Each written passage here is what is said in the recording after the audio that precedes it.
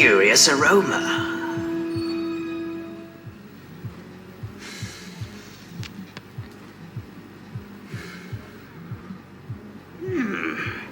Interesting blend. Interesting bullshit. That's the bomb right there.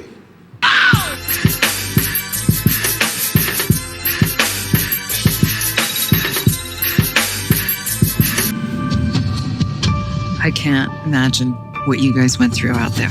I have simply wanted an object to crave. Don't eat that kind. It's poisonous. Like kill you poisonous or like trip your balls off poisonous. Like any uncharted territory, I must seem great.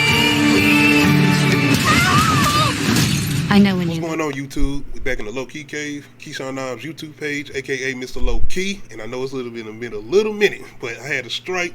But I am back and I'm able to upload, and we got a lot to talk about. One of the first things I want to talk about, and this is going to be a TV show review, Yellowjackets Season 1. And we are going to be doing Yellowjackets Season 2 reviews tomorrow, which we'll be doing a new episode. So we're going to be doing episodes 1 and 2 tomorrow of that. But man, I'm not sure I was prepared for this. What I will say is, I do have some issues with it, but we'll get into that. Plot-wise, for anybody who hasn't seen this, we're introduced to a soccer team, and we go a little bit back in time to the year 96. And we got this girls soccer team that's actually on their way to nationals. On the way to nationals, though, their plane ends up crashing in the wilderness, where they end up having to pretty much try to survive on their own. They're pretty much having to deal with not only the wilderness, but trying to have food.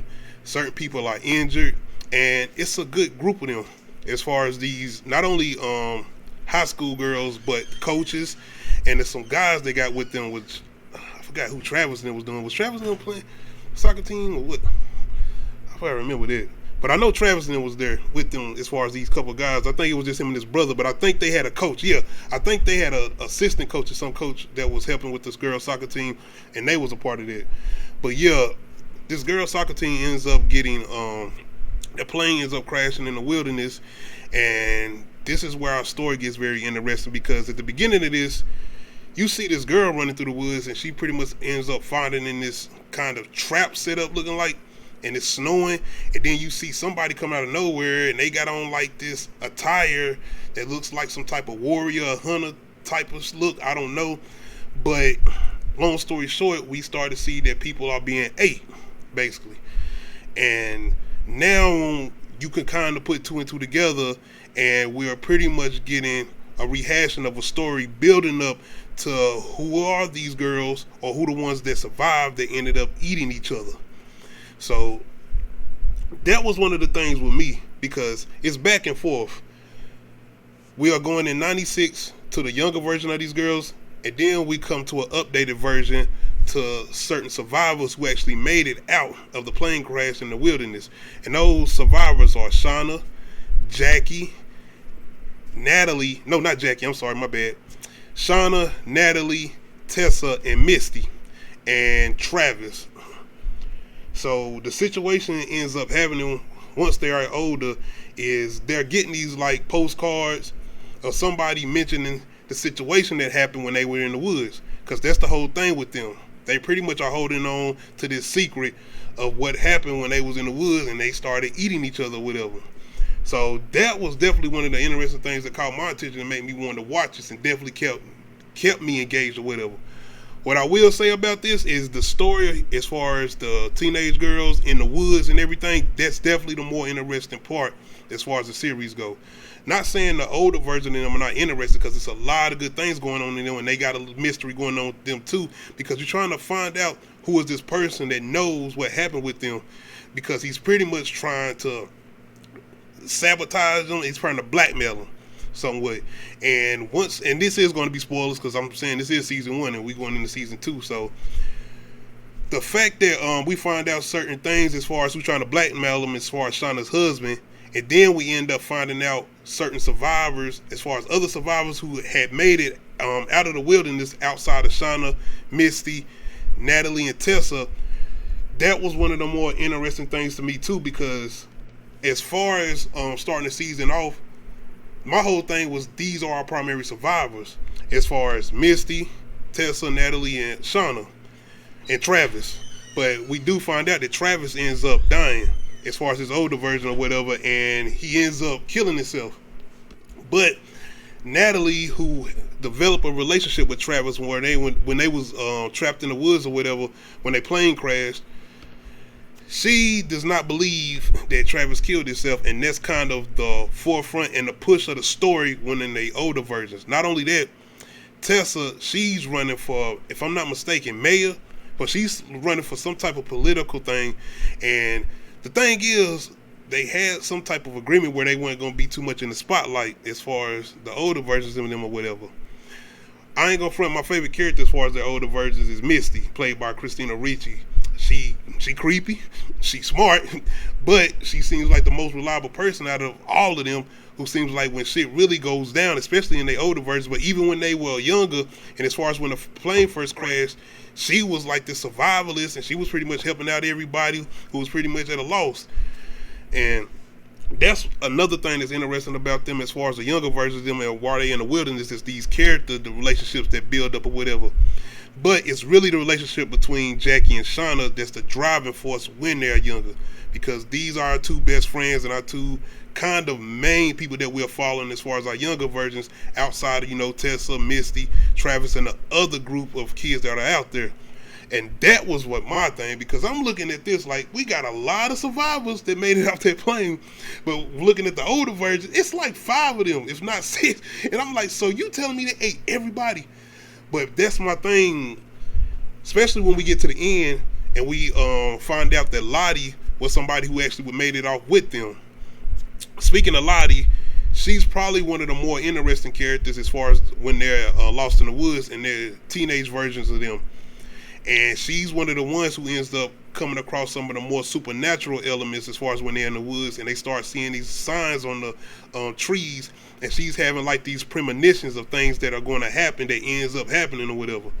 So that was one of the good things and surprises as far as at the end, as far as the series finale, when we got to the last episode, as far as finding out that she had made it off the plane. But not only that, she had pretty much seemed like she had formed some type of cult as far as the things they had dealt with out in the woods or whatever. So now it's still a mystery kind of who are these 7 groups. It's outside of Tessa, Misty, outside of Tessa, Misty, Natalie, and Shauna, who are the other ones, including Lottie. And another thing is, I was thinking, maybe other survivors, and did they choose to stay in the woods? Was it some type of situation like that where they wanted to keep going that route? That's a lot of things that's interesting. The issue I have with the series, though, is I feel like, especially going into season 2, is like, this is going to be a lot of build-up. I think it's going to be multiple seasons. If not, hopefully they start to go into it, if not in this season towards the end and going into season 3, as far as finally seeing them going into the whole full cannibalism thing or whatever. Because to me, that's almost like a totally different show, because when they first introduced that scene and we get those little images here and there, as far as when they are full out cannibalism, they're not even talking as far as when they covered up in this attire or whatever that they got on, and they just sending signals and they just doing this and the third, as far as the way they killing and eating people or whatever. That seems almost like a completely different show. Another issue I kind of had as far as with the adult versions is kind of with Shauna, and it's somewhat the nonchalant attitude they kind of have towards these situations they end up in, particularly with her when she is sleeping with this dude because she think her husband cheating on her, and she end up killing him because she think he's the one trying to blackmail him, whatever. That was another good little surprise I didn't see coming, as far as her husband being the one that was blackmailing him. But it was the way after she killed him where shit kind of, and it does have funny moments here, I'm not saying it don't, but it was kind of taking me out of it, because I'm like, with everything I dealt with in the woods, why did it just seem so like not other characters, but with her, it just seemed like she one of those characters, give or take, maybe it's the whole thing of the trauma that she's still dealing with as far as the situation they dealt with in the woods, and that's the only way she kind of know how to go about it, because she got this kind of quirky, like almost a weird attitude similar to Misty somewhat, as far as the way she deal with stuff. But I think Natalie, out of everybody, is kind of the one that is like, I know what happened, and I don't want to kind of pretend like I didn't know what happened, and everybody else is kind of trying to pretend like they don't know what happened as far as the situation that they was doing while they was in the woods or whatever. In particular, Tessa, once again, the one who's running for mayor or some type of political thing, and she has a lot going on because she sleepwalks. And we get a lot of this in the younger versions of with certain things that she ends up doing. In particular, a scene where she's trying to go find help because they had been in the woods for a certain amount of time. And she ends up waking up and she done climbed the whole tree or whatever. And this is a good scene because she got her girlfriend and a couple of other girls that end up trying to go with her getting attacked by some wolves. And that's a really good scene. But not only that, it's when she's older and she's still kind of dealing with these situations as far as her sleepwalking, but it's a lot deeper than that. She does things while she's sleepwalking. Like, she was eating dirt in one of the episodes when they was younger, but in particular when she's older, I think she cut off a dog head and she was like collecting items and putting them in her basement or whatever. And she has a whole like little family or whatever, a son and a wife, and they notice this. Well, the wife do in particular, and it scares the hell out of her, and she tells her like, yo, you really need some serious help. So the thing that Natalie does mention to them is that it seems like they trying to like pretend like stuff didn't happen, and she kind of calls them out on it outside of Misty, who seems like she nonchalant about anything. She just don't give a fuck about anything anyway. And that's all, like I said, I do enjoy her character. The thing with Misty is, I wonder, do they know, and I don't think they do, is the fact that she the one destroyed the plane thing that would help to get them found. I forgot the name of the thing or whatever, but it's some type of plane, some type of equipment or some type of thing where if a plane crash or whatever, like a GPS monitor, a tracking device or something where they'll be able to find you. But she had destroyed that because she was kind of, like I said, she was an awkward person. She was the outcast as far as in high school or whatever. Didn't nobody really fool with her or whatever. So when that plane that went down, she became somebody important because of her survival skills or whatever. So even when she getting older, shout out to Christina Ricci, her performance, man. But people still don't really want to deal with her and they try to throw her to the side. With that being said, she do certain shit where it's like, nigga, what are you doing? In a particular scene with her and Natalie where she pretty much messes up Natalie's car and try to pretend like she don't know what happened, and she out of nowhere pops up and wants to ride with her or tell her she going to a certain destination that Natalie was going to. That's pretty much with Misty though. I still enjoy her character though, outside of the bullshit, and her pretty much seeming like it was her fault that they was actually in the woods for so long. So I do think that's going to be interesting if they do get to that point of finding out she did that. But y'all let me know if they already know, but I don't think they do. Once again, it's a lot of side characters in here. Coach is one of the ones, as far as the guy who gets his leg cut off, who is the main coach of the kids, Travis. He has a lot of interesting things going on, especially in the younger versions of them with Natalie, because we don't really get nothing with him in this older version because he, like I said, kills himself or whatever, or supposedly kills himself. But it's a lot going on with him and Natalie because his father ends up dying while they out in the woods, and he pretty much has to look out for his younger brother. But one of my favorite episodes is the Doom's prom, or the party that they end up having while they in the woods or whatever, and they end up getting real high off these mushrooms that Misty had brung.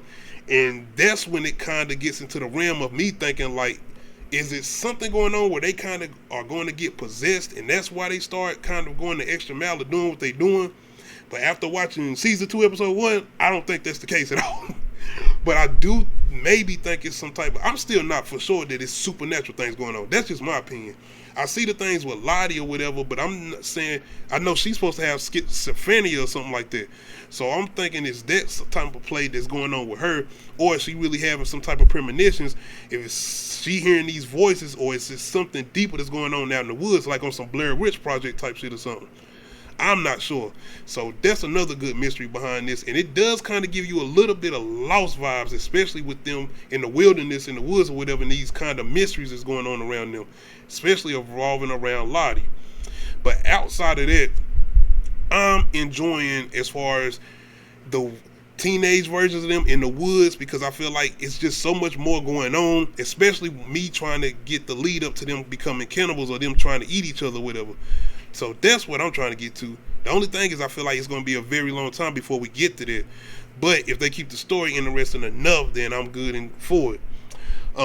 Once again, their adult versions, it has got better because of the fact that Lottie coming into the picture and finding out that she did survive, and seeing her older version or whatever, and this little cult thing she got going on. We're gonna talk more about that on season 2, episode 1 tomorrow.